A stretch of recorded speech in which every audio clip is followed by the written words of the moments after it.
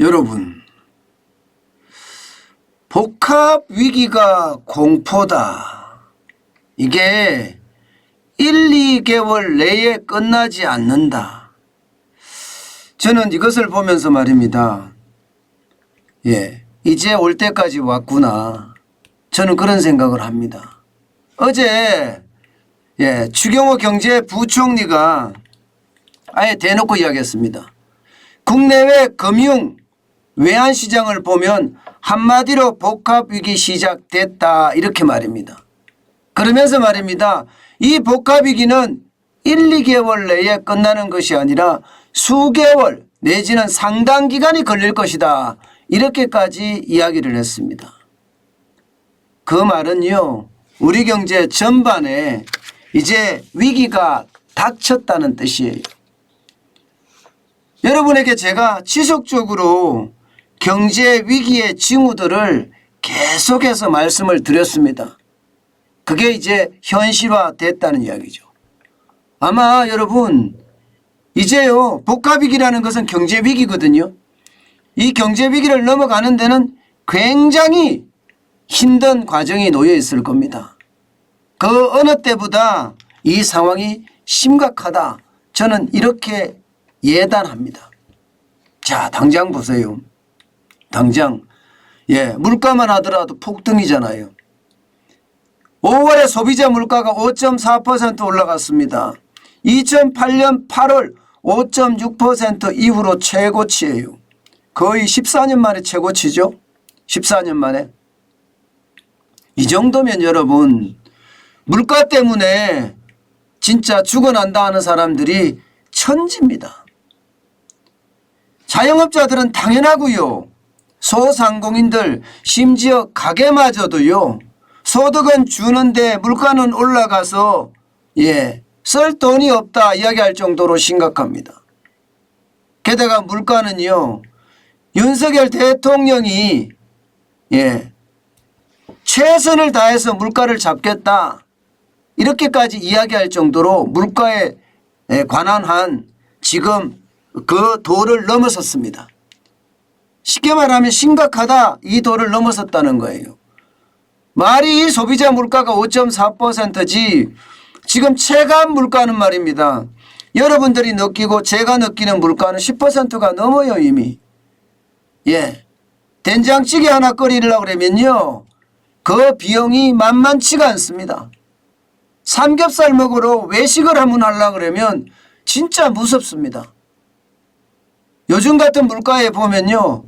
모두가 다 몸을 움츠릴 수밖에 없습니다. 이것은 전 국민의 상황이에요. 코로나19가 전국에 창궐하면서 전 국민이 몸을 사렸잖아요. 그거와 마찬가지로 말입니다. 물가가 지금 전국을 뒤엎으면서 지금 몸을 사리고 있어요. 그만큼 물가는요.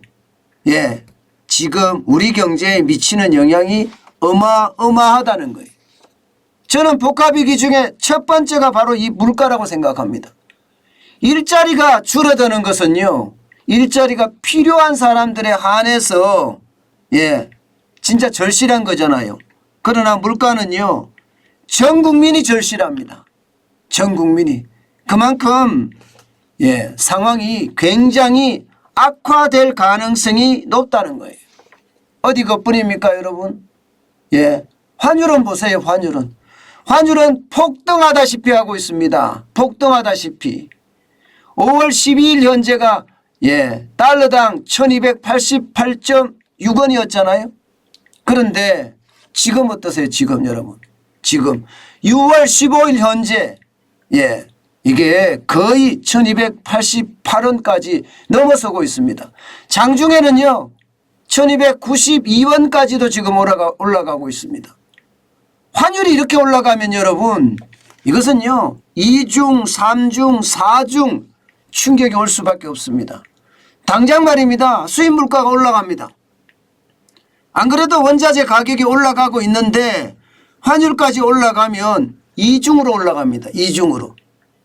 그러니까 수입 물가가 올라가면 첫 번째 복합위기의 요인이었던 물가 폭등, 더 폭등을 시킬 수가 있죠. 게다가 원화 가치가 떨어지잖아요. 원화 가치가 떨어지면 외국인 투자자들이 꺼립니다.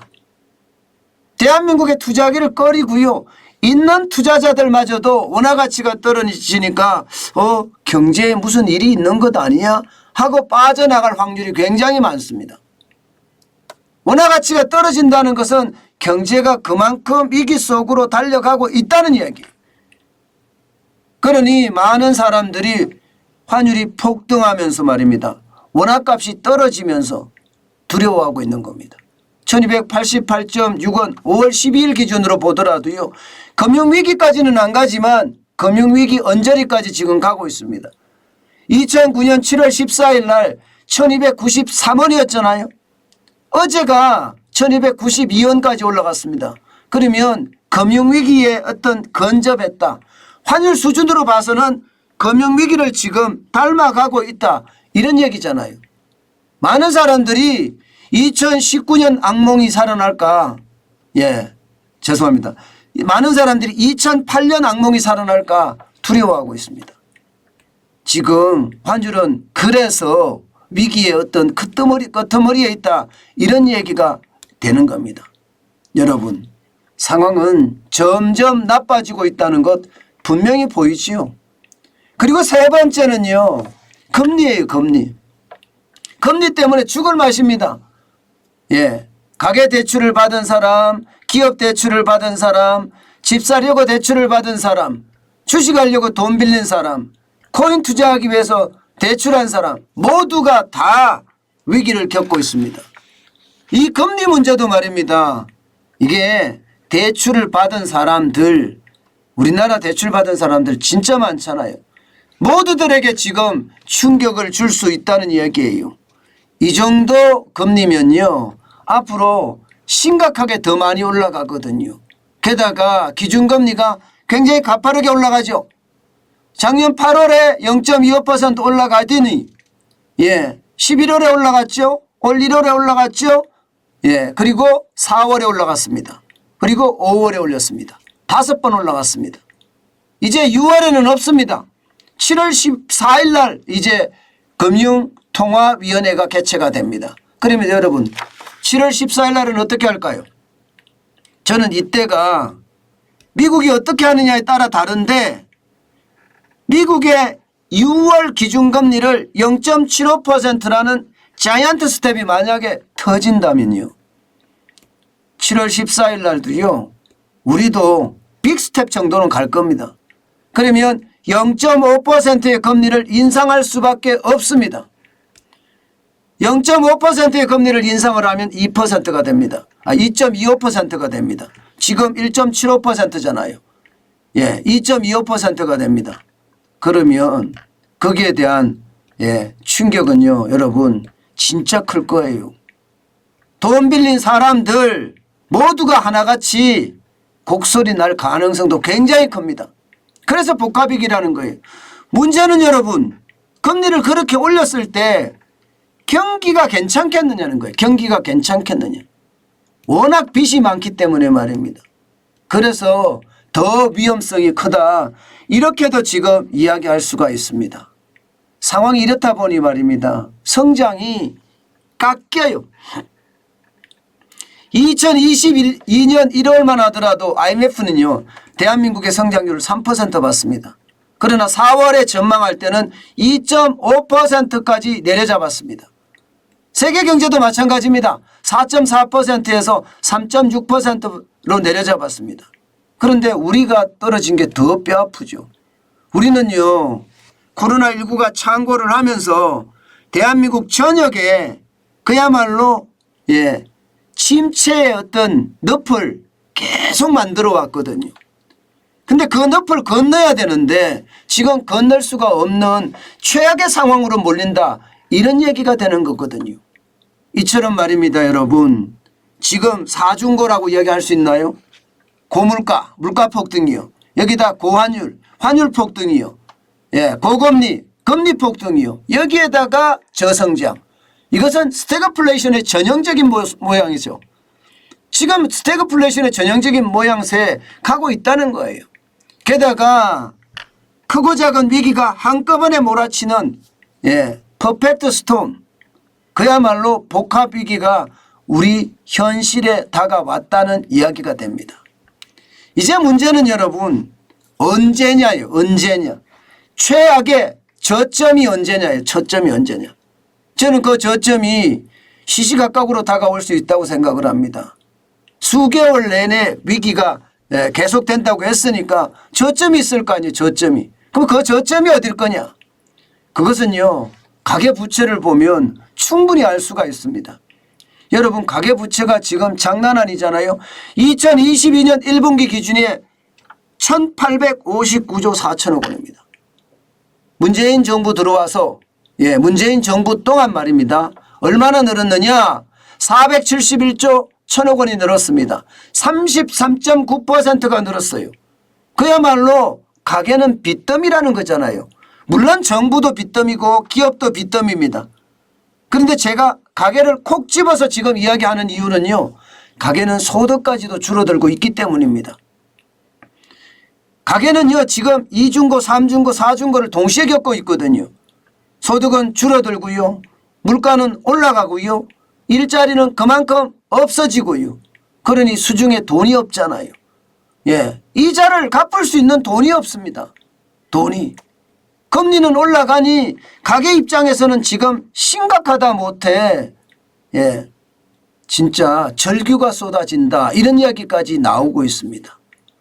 저는 이 복합위기 동안에 가계부채가 어떻게 될 것인가 이게 가장 큰 문제라고 저는 보고 있습니다. 그중에서도 말입니다.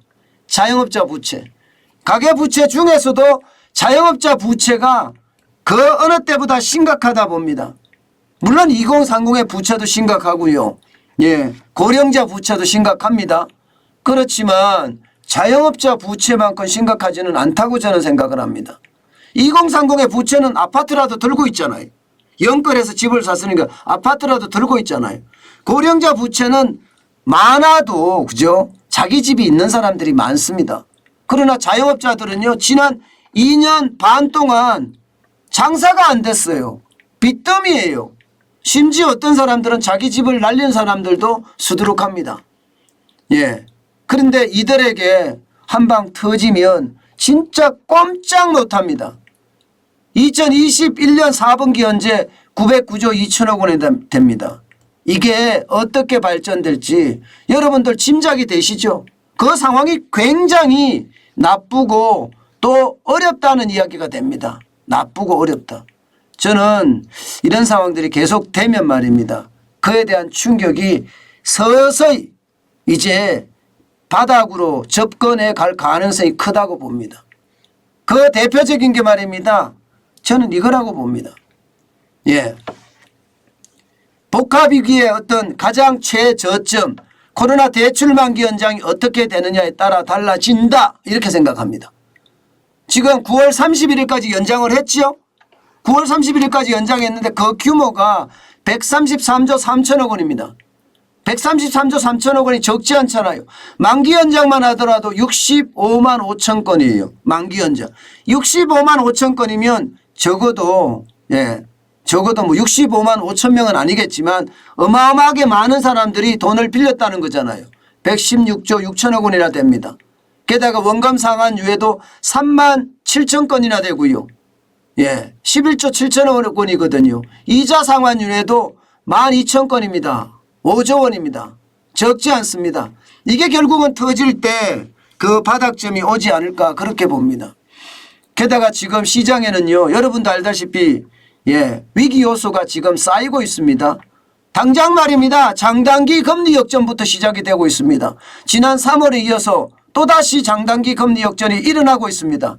물론 기준이라고 이야기하는 이 3년물하고 5년물하고 10년물하고 10년물 국채하고 5년물 국채의 어떤 역전은 아직까지 일어나지는 않았습니다. 그렇지만 분명한 것은요. 장단기 금리 역전이 일어나고 있고요. 금리 역전이 일어났을 때 그때부터 이게 빠르면 8개월 늦어도 16개월에서 18개월 사이에는요. 경기 침체 신호탄이 온다고 했습니다.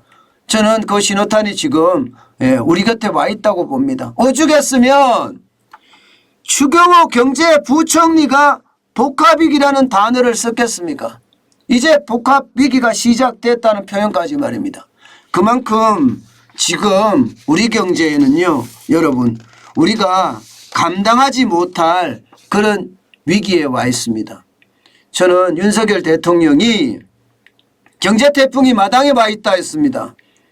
예, 그 정도로 시급하고 어렵다고 그렇게 느끼고 있다면, 예, 이 경제태풍이 집안으로 덮치지 않게끔 모든 노력을 기울여야 합니다. 당장 말입니다. 윤석열 대통령 그렇게 이야기했어요.